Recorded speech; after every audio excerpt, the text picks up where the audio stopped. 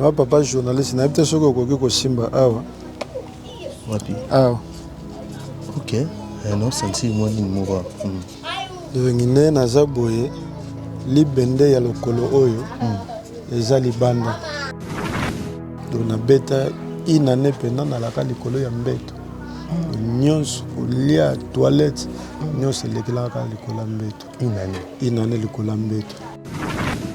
Ezalaka yen dimanche etango na ke musala madame on a banda kosalela atindaka nga na bukela ye kokoti na parti ya nzete wana nde nakweyaka sko erreur docteur wana asalaka nga na buka na lokolo oyo ya droite sko selo docteur wana ndenge ya monelaka ke lokola lokolo ebukanaka ekomaka mokuse aye kobuka nga lisusu ezalaka normal.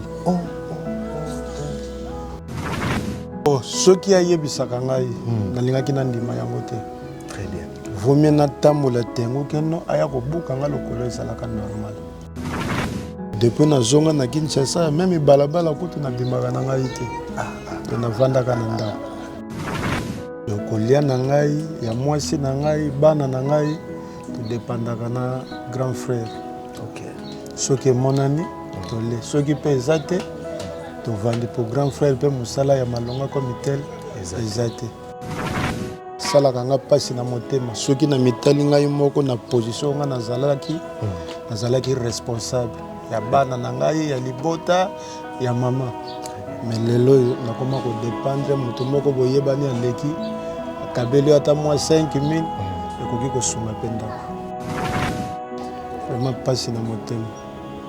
Surtout ceux qui n'ont pas si bana fallait battre. Tout le monde a liboso na minute en a 6e na vandi. En a 6e des humanités.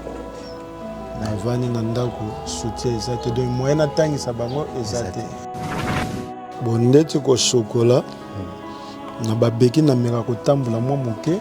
Faut ça. Ti na simandako ne madame ayaka.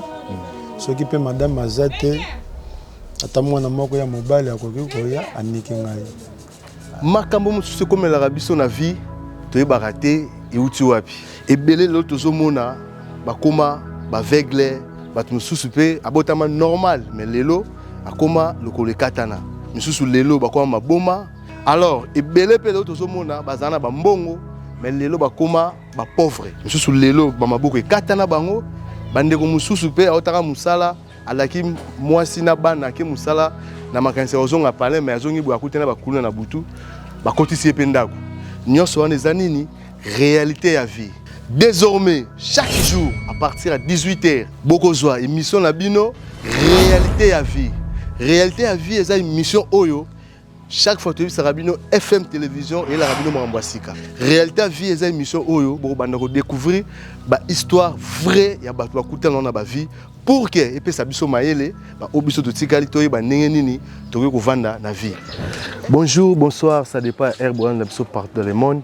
Mbote na bien so balandi ya FM télévision comme d'habitude to message ko kita sur terrain. Alors lelo toza awa na commune ya Selembao na arrêt permanence donc en face na maison communale ya Selembao.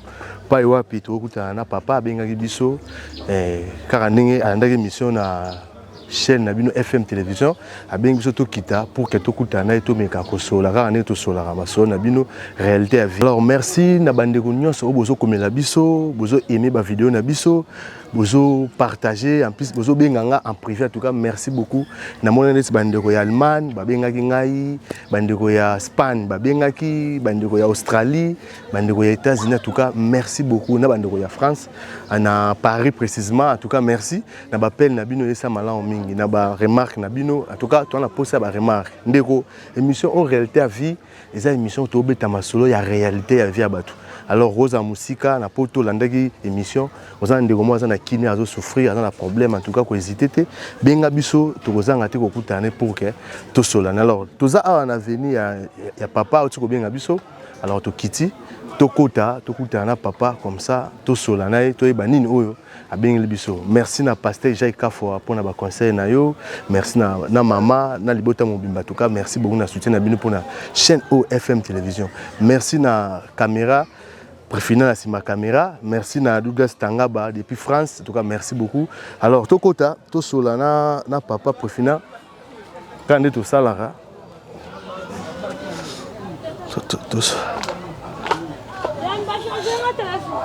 Venons.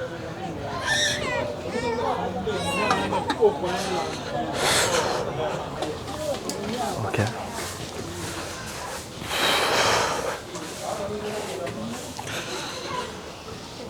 Allez.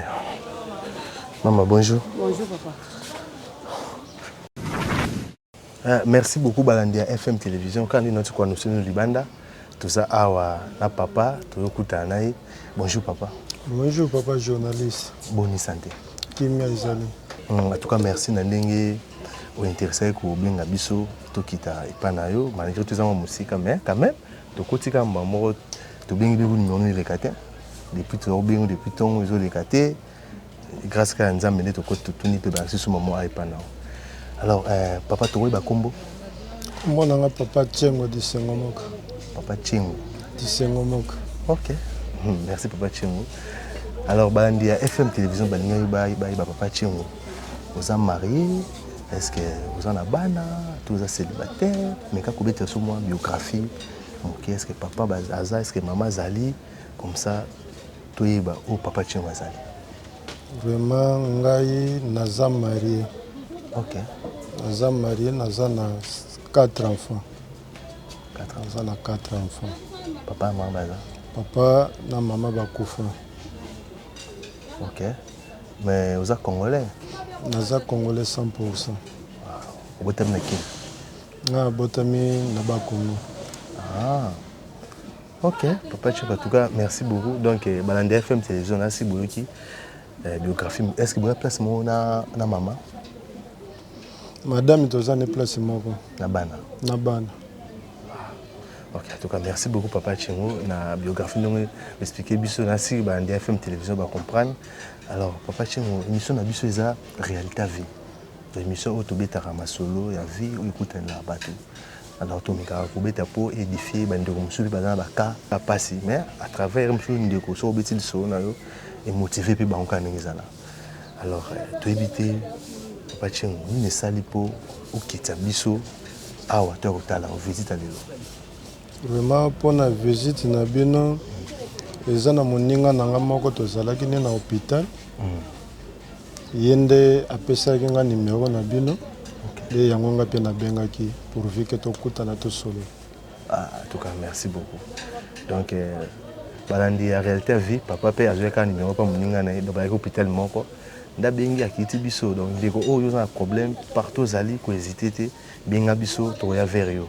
Alors papa Tchengo to koti na mama likambo na biso o to yeli ai pa na yo. To moni yo na babeki tant to koti on attend quand to tuni ba biso yo na papa mo na babeki na pa mo ndé to retrouver mbala moko. Alors to mettre papa Tchengo est-ce que botama boye to eza kumo ko komeli yo to e komela yo accident to ezani.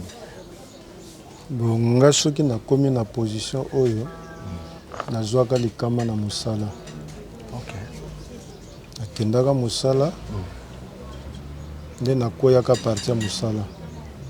Ntango nakweyaka naye kobuka na lokolo oyo ya droite. A parti ya mosala mpe bazwaka nga ti na hôpital ya mama yemo. Na mama yemo kuna nasalaka 1 mois et demi batiaka nga plâtre. Tango batie plâtre na bimi mais simbaki te. Nakendaki lisusu na bokoko esimbaka te. Nde nakendaka lisusu na hôpital moko eza na Mitendi.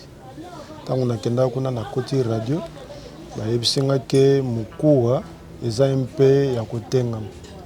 Ifo bazongisa plâtre mosusu. Nde kuna mpe bazongisa ngai plâtre mosusu. Nasala nango 4 mois. Mais na 4 mois na tango balongoli esimbaka kaka te. Nabukana depuis le 18 avril 2018. Depuis 2018. Depuis 2018. Bon, Papa Tchengo, en tout cas, mais quand on explique biso, ezalaki nini ebandaki ndenge nini yoki mosala ezalaki mosala nini oke mosala koni ekomelaki ndenge nini na mosala obukana vraiment nga naosala mosala ya gardinage. ok naosala mosala ya gardinage bata oyo ezaki na ntongo soki nakoti naosala na mosala ya jardin. ok naosala presque 24 heures na mosala 24 heures na mosala ezalaka ye dimanche etango nake mosala madame oyo na banda kosalela atindaka nga na bukela ye kokoti na parti ya nzete wana nde nakweyaka. ok ntango okwei ntango nakwei nde naye kobukana nde bazwaka nga ncharge bango moko mais lokola ezalaki mpe mosala moko ya contrat basupportanga kaka hôpital na ntango nabima hôpital mwa salaire banaofuta ngai bakataka ndango banaopesangaka ndeti katikati na ndenge mpe bango bazonga na bango na poto ti lelo mpe tozala na bango susu en contact te. donc ntango bango basupporte wana ntango nini obimi hôpital contrat mpe kati na ale bango bazongi na bango batiki nga sikoyo me kotikala mpe natikala kimia mpe na nzoto ezakaka te. voilà siko obetela biso ntango batiki yo wana obimi hôpital continue siko lisoni oza koloba ntango na bimi wana hôpital nde ndenge nalobi nakendaka hôpital wana na mitendi batianga plâtre pendant 4 mois me ntango balongoli esimbaka te nde grand frère na grande sœur abengisaka nga nakende bakongo. ntango nake bakongo nakendaka na centre moko eza kuna ntango nake kuna baye kosala nga opération ya lokolo oyo mpo batia libende ko erreur docteur wana asalaka nga nabukana lokolo oyo ya droite ko selo docteur wana ndenge yamonelaka ke lokola lokolo oyo ebukanaka ekomaka mokuse aye kobuka nga lisusu oyo ezalaka normal. bon nyonso wana ye asalaka nga nayebaka te ayebisa ngai te même membre ya famille fala bengisa ayebisa bango ke no foto sala boyeboye ayebisa moto moko te nde ngai moko kaka ntango anesthésie eye kosila naye komona ke no tous les deux makolo batie babandi ntango connaissance pende eyaka normal naye kotuna ke no babukaki lisusu oyo ya gauche oye abukaka dans le sens ke no nyonso mibale ekokana. après ça ntango traitement esili nazongi na Kinshasa awa sala susu 3 mois nazongi ntango otuni wana abi ke no abuki tous les deux donc selon explication na ye ntango expliqué no bocomprendre ke no ça va quand même. bon soki ayebisaka ngai nalingaki na ndima yango te. très bien vomie natambola tengo ke no aya kobuka nga lokolo ezalaka normal. très bien nde ntango nazobimaka na ba 2019 esimbaka te na 2020 na ta ya confinement nde nazongaka lisusu kuna ntango nazongi kuna baye kolongola libende mpo awa atiaka na eloko moko te donc oyo ebukanaka vraiment oyo ebukana normal balatia mpe libende atia na eloko moko te oyo abukaka nde yango ye atiaka libende na ba 2020 wana ntango nazongi alongoli libende oyo ezalaka awa batie mosusu nazongi kozonga nazongaka na 2020 wana esimbaka te bandeko balingaki baporte plainte mais amikufelaka amikufelaka po fale nde ye moko ndenge yabukaka oyo fale ye moko nde amema charge wana normalement mais ntango aye kokufa moye mpe baporte plainte eza te nde na ba 2022 nakendaka mpena hôpital ya monene ya bakongo na Saint-Luc. nake Saint-Luc nakoti radio baye kosala nga tous les deux makolo opération basalaka nano oyo na juin 2022 baye kosala oyo après na 11e mois baye kosala lisusu oyo mais oyo nde batiaka fixateur ya libanda po lokola mokuwa ezalaka boye nde babendaka yango etutana yango bafixaka libende wana na kati donc nabeta inane mpena nalaka likolo ya mbeto nyonso kolia toilette nyonso elekelaka likolo ya mbeto inane likolo ya mbeto nde ntango baye kolongola libende naye kobima na 2023 banda 2023 wana mpe na bima mama moto abandaka kosoutenir nga aye kokufa moye nazonga lisusu hôpital eza te. Donc depuis 2022 ti lelo za ndako na 2023 nde nabimaka 2023 ti lelo nazaka na ndako depuis nazonga na Kinshasa meme balabala kutu nabimaka na ngai te to navandaka na ndako. Alors bandeko balandi ya FM Nasir Bolandi inspiration ya papa ya kuna yo akuta na vie donc abotama boité eza accident akuta na musala ndi esali kelelo akoma boy. Alors papa Tcheko question mona na tuna yo par curiosité ce qui lelo que selon ba docteur ndenge baloba wana na centre donc c'est-à-dire ceux qui que ozongi traitement ya malamu okotambola na yo Egesimba. Donc c'est que ça a amené manque à moto azaki pour supporter ngai on sali bon. C'est ça. OK, merci papa. Alors ça va bazani bolanda aussi ko yo za père des enfants, vous êtes responsable de tout ce nanda ku papena maman to éviter. Bana bazo vivre na yo moko pe ozali kobima na yo avant ozo choqué ozo kobima bazo futa mais depuis vendre ça fait 8 ans ozo vivre ba difficulté ni ozo kutana donc vivre na ngai ndeti kolia naza esika moko na grand frère donc kolia na ngai ya mwasi na ngai bana na ngai to dépendaka na grand frère. OK soki emonani tole soki mpe eza te tovandi pour grand frère mpe mosala ya malonga comme tel eza te poye moko esalanga kutu mpasi poye moko aza responsable aza na bana na ye fale asala makambo na ye atala ngai atala bana oyo ye moko donki salaka nga mpasi na motema soki na mitali ngai moko na position nga nazalaki responsable ya bana na ngai ya libota ya mama. Mais lelo nakoma ko dépendre mutu moko boyebani aleki akabeli ata mwa 5000 ekoki kosunga pe ndako. Ifisa biso na utango ozongi hôpital oye ovandi siko pe na ndako mama pe ko sunga akufi donc c'est espoir ici. Alors pour le moment en tout cas esika ya okimela ezate.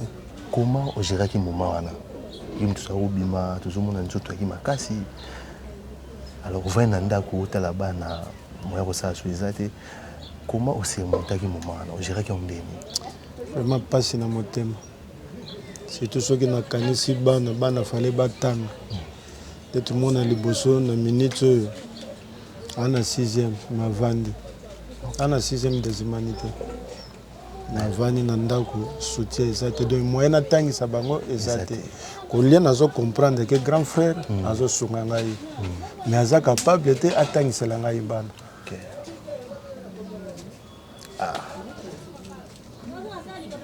Alors donc on tient ba souci mais quand même tu okuta yo na moni ozo sola na bato quand même oza na moi imère moi malamu j'ai qui moment ndeni pour le bon moni tanyo sope ezalaka ya société vraiment tango nyonso natalelaka nzambe oyo akela ngai omeme bible elobi oyo akotia eliki apa moto alakelama mabe.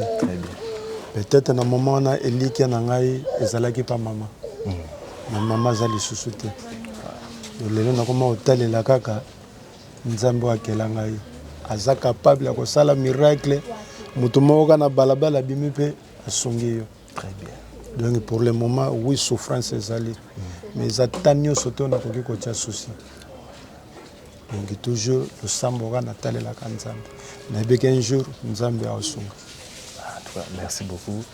Alors bandeko bazolanda papa Cheko baza ba difficulté lokola yo ba misusu to misusu lokola yo te ya misusu yo l'équipe yo ata libando bimaraté osakelo to va nanda mais quand même aussi remonter moment wana conseil ko pesa bandeko ndeko mo ngi akweli kamoro boye mabi ngana suki nanga soit na miboma amikoti na ndako azu souci conseil ko pesa bango bazolanda vraiment conseil na kopesa bandeko tozalaka désespéré te na vie ebike nzambe oyo tobelelaka butu moi alalaka te mpe animbaka te nzambe wana aza capable asala eloko na vie ya moto moko boye place oyo omonaki ke osuki me nzambe akotombola yo na kopesa lisese ya Job.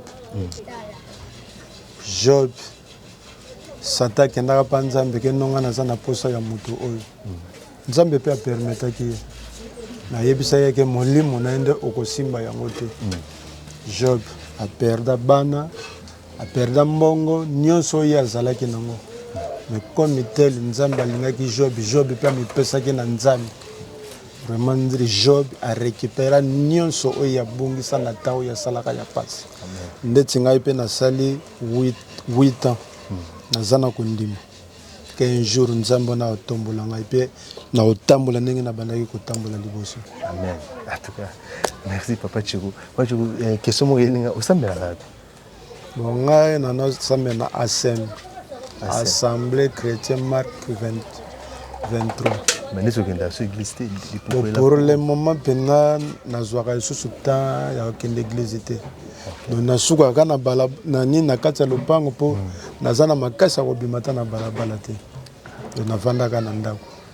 Ok, Papa Cheko, mais kaka koyebisa biso sikoyo osalaka nini mpo soit kosukola déplacement ezalaka ndeni? Bon ndeti kosukola na babeki na meka kotambola mwa moke ti na nsima ndako ne madame ayaka soki mpe madame aza te ata mwana moko ya mobali akoki koya aniki ngai. Ok. En tout cas, merci beaucoup Balandia FM Télévision là c'est beaucoup histoire ya Papa Cheko. En tout cas Papa Cheko vraiment na kati na za na bonzambe mo na kati na foi na kondima. En tout cas boende tozoluka ndeko o monike oza ba difficulté oza ba problème en tout cas comité kate donc za makasi nzambe ya kosunga ekosimba. Alors Papa Cheko na moni tomokita na biso vers la fin ya émission na biso. Alors question na tuna yo bandeko bazolanda yo soki kopesa message moko pour émission au FM Télévision bato batala ngo na Allemagne bandeko Allemagne bazobenga biso bandeko Belgique bandeko France bandeko Australie ndeti na Australie to na pasteur Jacques Kafwa aza pasteur aza mutema munene en tout cas elongo ya ba pasteur no so ya Australie bana mitema ya kosunga bato. Alors message ni kopesa na bandeko bazolanda ko bali banda balandi mission oyo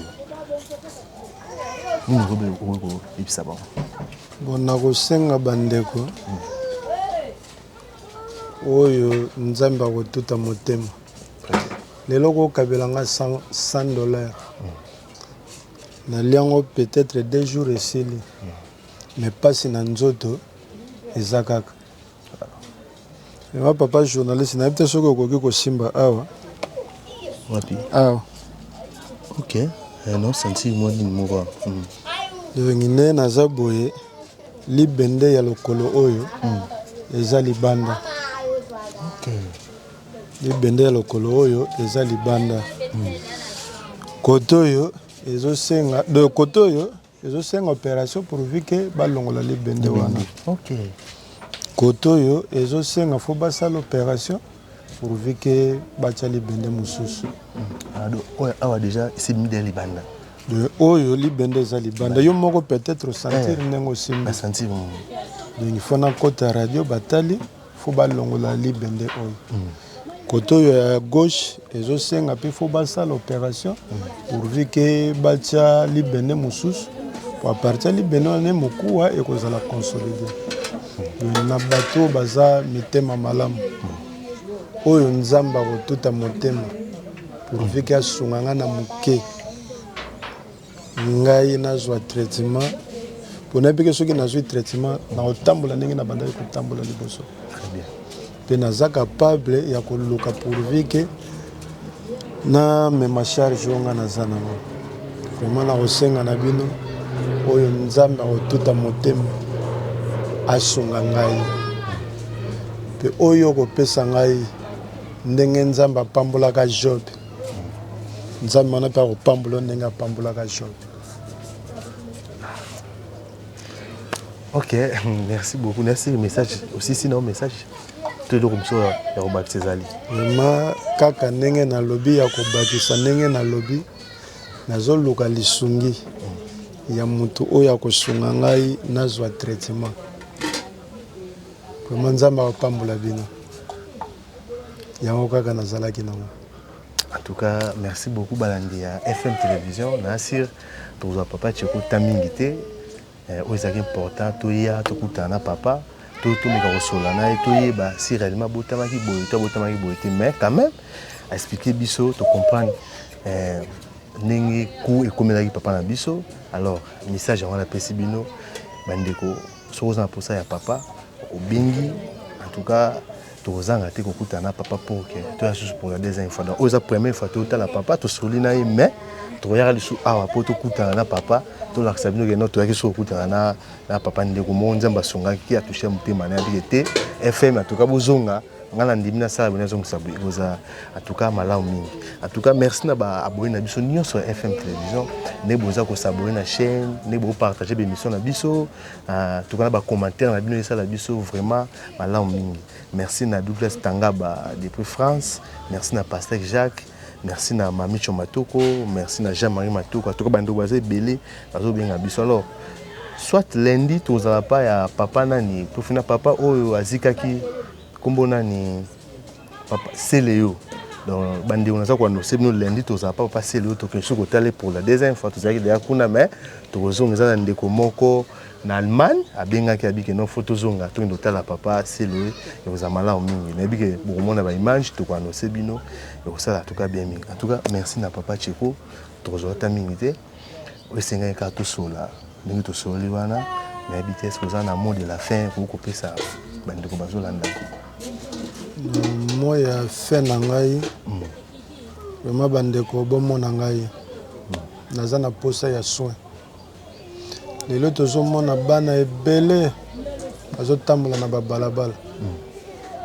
peut-être na bacondition ya boye na ndako ezosimba te bana babimi libanda bakomi bafazer bakuluna mais nga aza na posa ata baokende mosika te aza na posa nazwa guérison natangisa bana oyo lobi mpe bazala bato na mboka oyo to naza na susi bana nde fo batanga mais liboso nga moko soki nazwi na nga soin nayebiki nakobima na moke nakokoka kotangisa bana wana to naza na susi bana bavandi nga na ndako tosala nga pasi sala nga pasi bana babandaki kotanga bakati baklasi pasi pena na motema nanga na posa nazwa guérison lisungi nazwa guérison nameka kolukisa pourvu ke natangisa bana oyo lobi mpe bazala bato na mboka oyo. Merci beaucoup papa Cheko. Message na siri komi pa bandeko balandi très très bien papa za responsable to koutier na lupango malgré tout ça lupango en famille eza lupango en famille.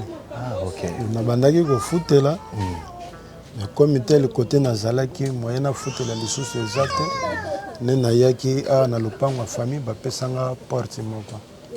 OK. En tout cas message ya papa Cheko est passé na réalité à vie na bike tokozonga le sou pour la deuxième fois pour que tokutana papa tout seul. En tout cas papa Cheko merci beaucoup pour na appel na osala biso bien na bike tokoya le sou pour tokutana. OK, merci beaucoup tokomi na suka ya émission na bino réalité à vie.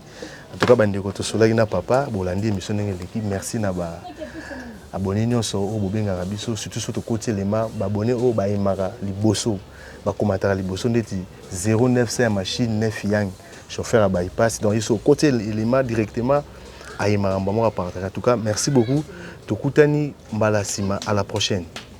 En tout cas merci papa Cheko to tema biso na invité.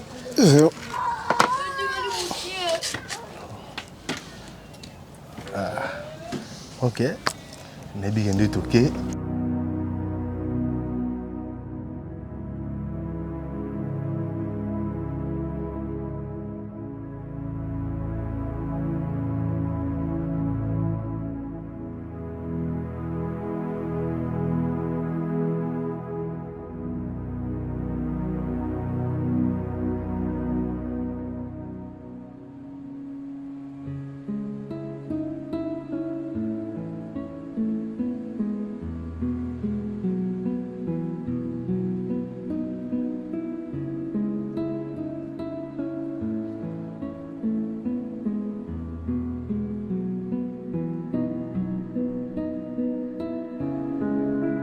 makambo mosusu ekomelaka biso na vie toyebaka te euti wapi. Ebele lelo tozomona bakoma baveugle, bato mosusu mpe abotama normal, mais lelo akoma lokolo ekatana, misusu lelo bakoma maboma. Alors ebele mpe lelo tozomona bazala na bambongo, mais lelo bakoma bapauvre, misusu lelo bamaboko ekatana bango. Bandeko mosusu mpe aotaka musala alaki mwasi na bana ke musala na makanisa ozonga palais, mais azongi bo akutana bakulu na butu bakotisi epe ndako. Nyonso wana eza nini? Réalité ya vie. Désormais, chaque jour, à partir de 18h, bokozwa émission na bino, réalité à vie. Réalité à vie, c'est une émission Oyo. Chaque fois que tu as bino FM télévision et la rabino Marambasika. Réalité à vie, c'est une émission Oyo. Bon, on découvrir ba histoire vraie ya ba kuta na ba vie pour que et puis ça biso maele ba obiso to tikali to ba nenge nini to ko vanda na vie.